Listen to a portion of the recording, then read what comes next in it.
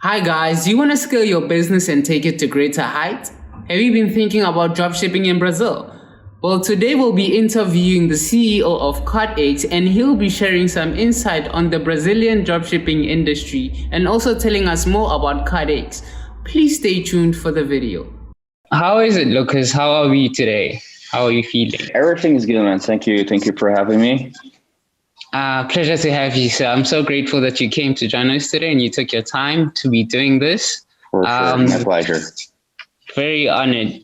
I hear you in Ukraine right now. How is it there? How have you been finding it? Well, yeah, I'm just like on a kind of a layover right here right now because eventually I will end up in Dubai. I have some business friends in there and stuff like this, so I'm just gonna be based there for a while.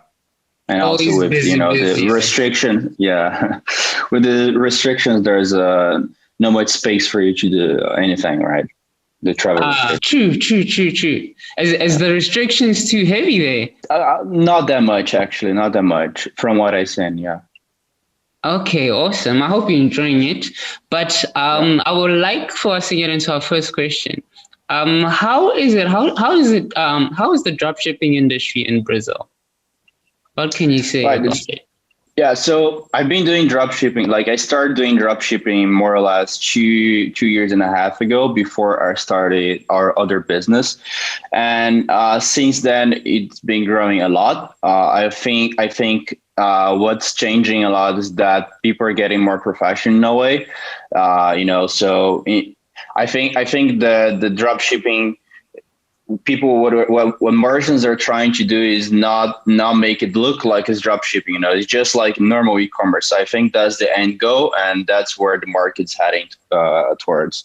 So like faster shipping, stuff like this, and where the final customers they will not feel that this is being drop shipped. Oh, okay. I like how you say that they are now taking it more professional. Yes, it looks like dropshipping is going to be one big industry in the future, and it's one to look out for. So I want you to tell us, because we want to get into Brazil, we want to know what's happening in Brazil. So what is the general mentality of Brazilians, in terms of online shopping?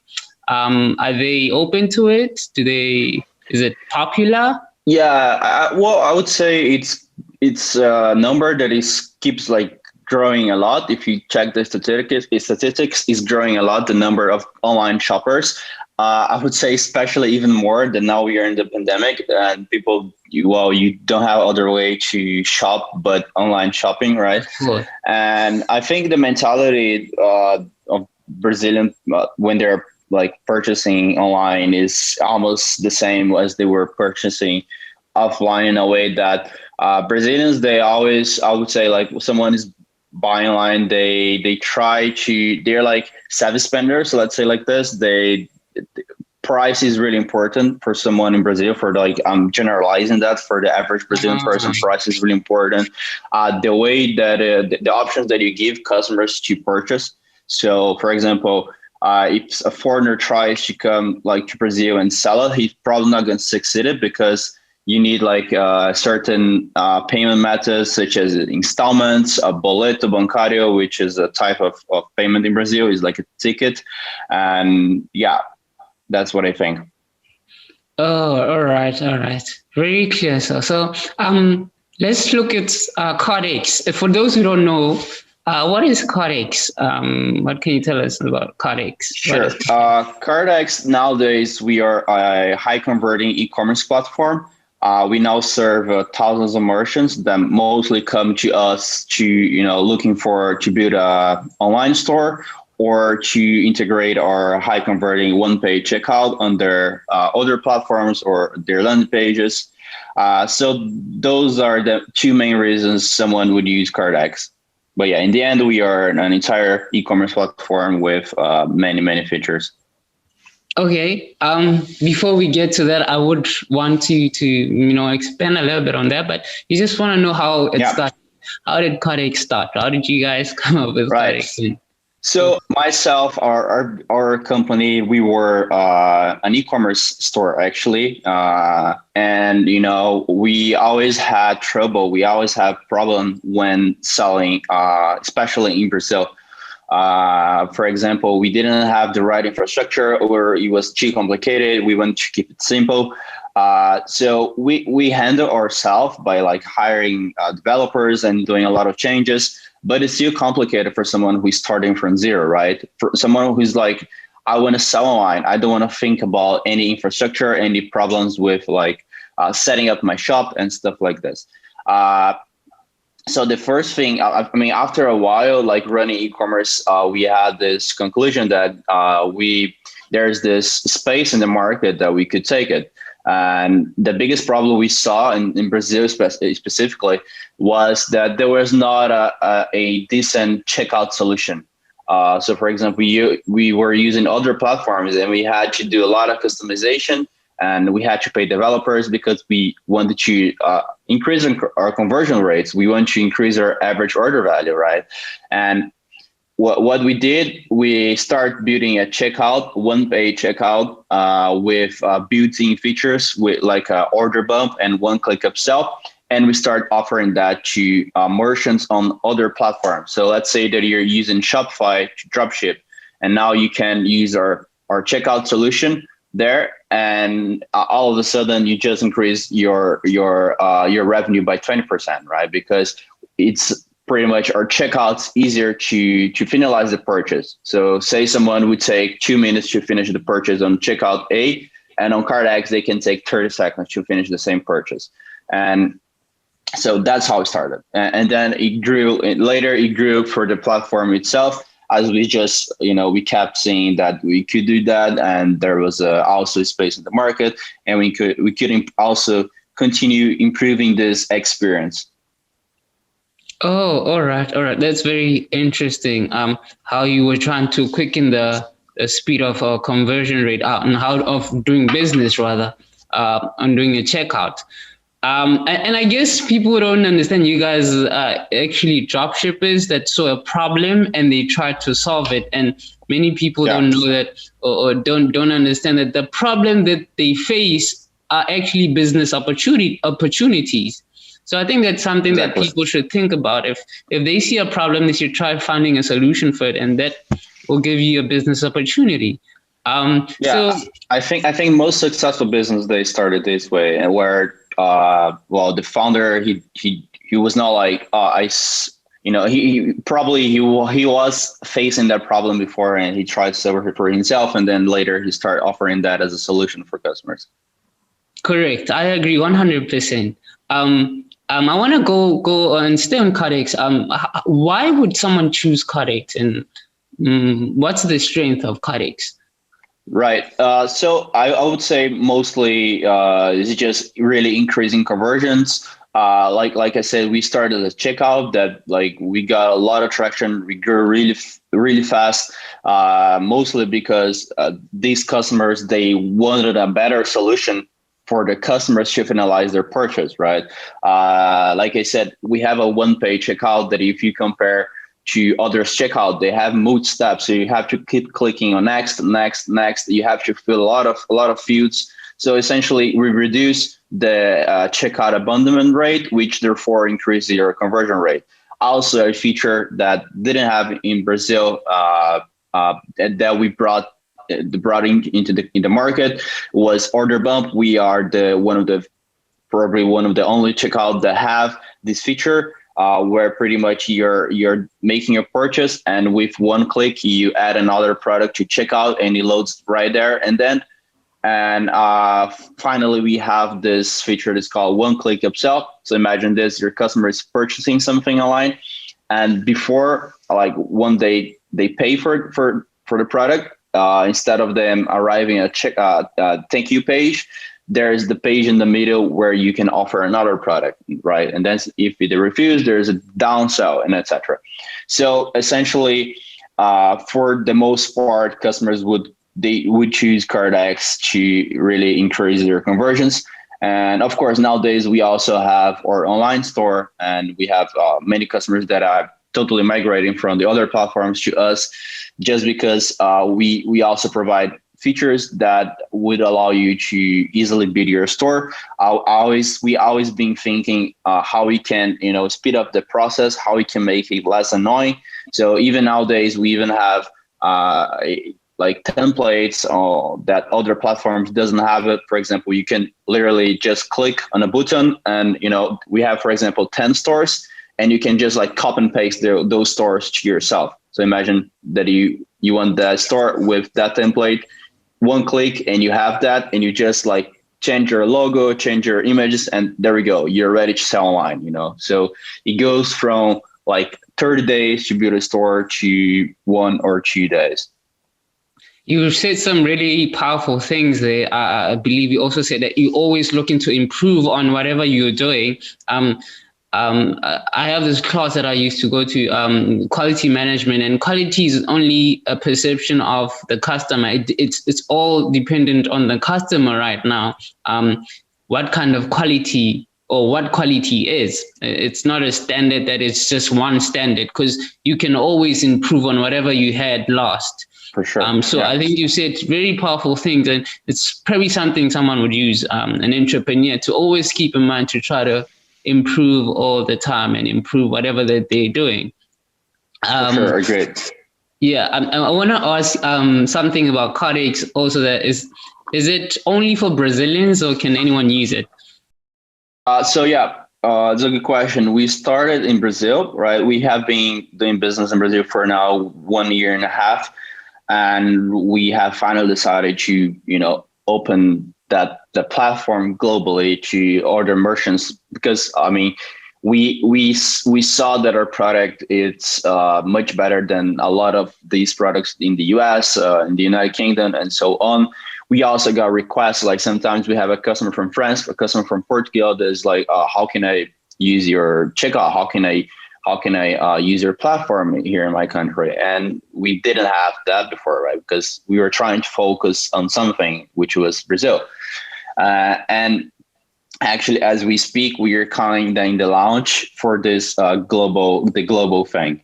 So yeah, I think after this video it's posted, merchants will be able to use CartX anywhere in the world.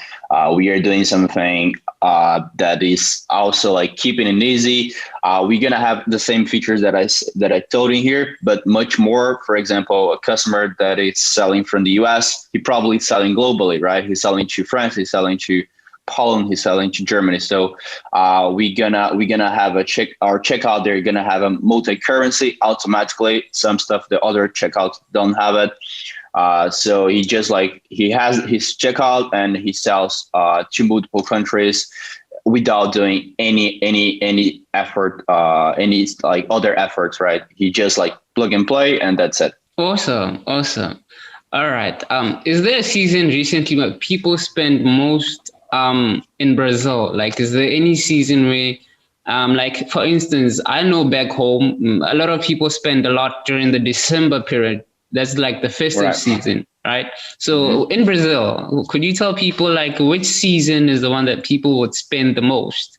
Right. I feel that, well, Black Friday is one of them, just because Black Friday people also marketers spend more money on advertising and stuff, but yeah, people also want to wait for Black Friday and like try to buy stuff on discount, right? But I would say, besides like these holidays, I would say like the start of the year is one of the best times.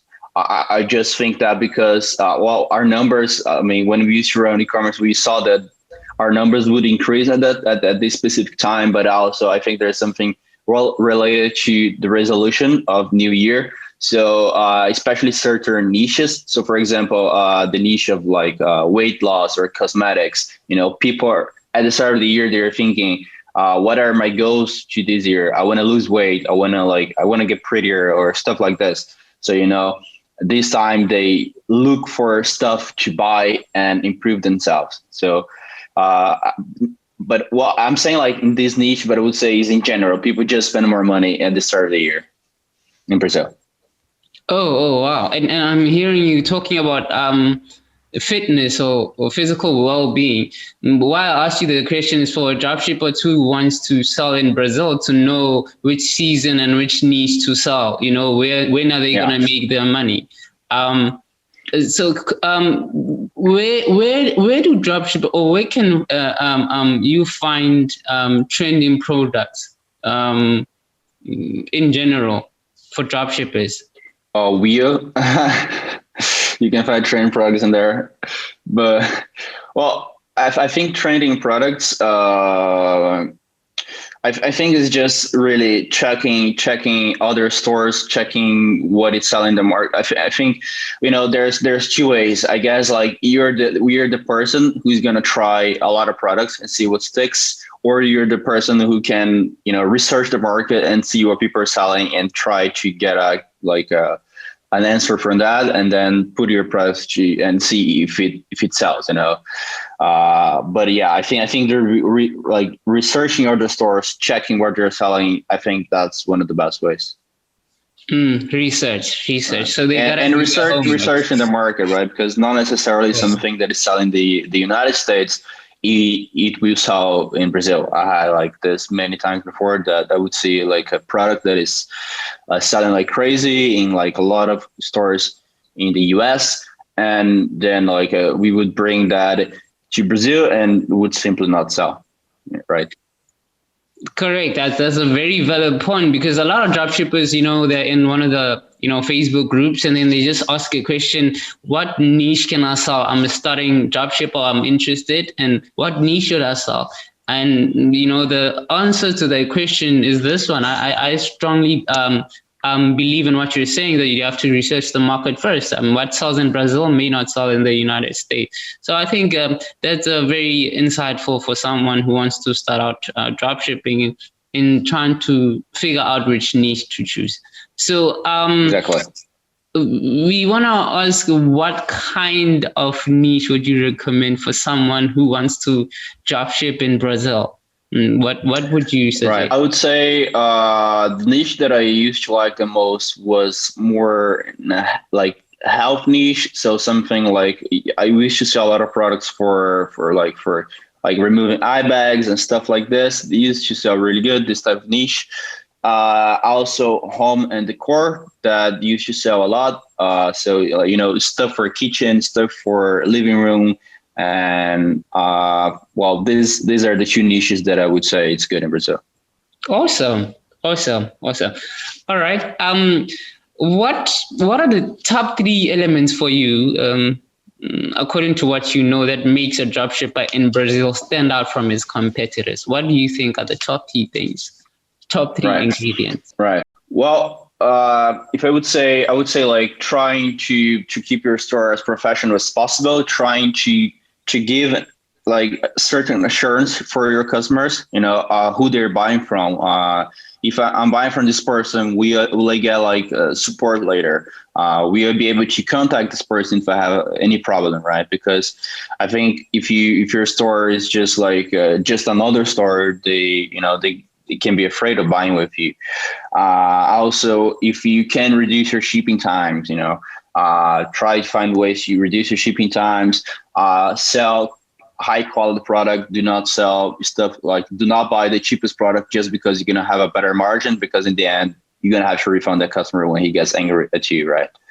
I would say those are the main things. All right. I'm sure dropshippers would pick up 1 or 2 things to take with them. So I want to move on to the next question. What are the key factors when choosing a dropshipper, or what should a dropshipper consider when they want to get an agent? What are the key factors? Yes. Right. So I think if I would get an agent, right, I would first of all look for recommendations. Do I know this agent? Do I know anybody else who's using this agent, right? Because especially if you're selling in Brazil, your product would take probably 20 working days to get in Brazil. So, if you're going to try an agent, it would take a lot of time so you find out that, if this agent, it's reliable or not, So I think that's a great way. That's like one of the great things that we is doing is that you guys are there to find those reliable agents and find those reliable sources. So I would say that's the first step. Like find someone that you have recommendations, and I guess like if you look for you guys, I would say you can find a lot of recommendations. So it's basically people should just look for recommendations maybe from other dropshippers as well. You could, get some Right, because information. I can go. It's really hard in a way that like I can go to Alibaba and I will find a lot of agents, but how do I know if this agent is trustable, right? If I would doing business, maybe if I would be selling in the US, I can ship that faster. But I'm talking as a like someone who's trying to sell in Brazil, it takes so much time for you to validate if that agent is good or not, right? So if you have referrals, that is the best way. Of course, you can also uh, try to find these agents by yourself by testing and stuff, but it's just going to be more risky. And I would say if you're starting out, I would not recommend that. I would recommend you to just like go to agents where you have some people that are already using it and you can trust that. So yeah. All right, awesome. I'm gonna ask you one more question. I hope that's Sure, no okay with problem. you. Yeah, Can that's you good. some tips about how to build a store for those who want to scale dropshipping business to a new level? All right. I would say social proof is very important for online stores. You have to tell your customers that you already had customers before, and that those customers are happy with what you have to offer. Uh, I would say try to keep as professional as possible. Drop shipping, you had a kind of way like people would just like install a lot of scarcity in a way that like you have a lot of pop up. You have 30 seconds to finish your purchase. If you don't finish your purchase now, you lose your discount. Try to maybe not use much like a lot of these things, because in a way like it has been so much overused by now that I think it can even hurt your store. uh Try to keep it simple. Do not like spend like 3 months to build your airline store. Just focus on execution, focus on like having the right products, and I think those are my tips. Okay. Lucas, thank you so much for coming to Thank join you, us Chi. for this Appreciate it. interview. For This sure. was Thank you. awesome. This was awesome. I hope we will My have pleasure. many more of these in the future. We'll get into deeper details of what CartX is doing, what's new in CartX, and obviously talk more about the dropshipping industry at large. Perfect. My pleasure. Thank you. Thanks a lot, guys. All right. See you some other time. Thank you so See you. much. Have a good one. Bye bye. Bye.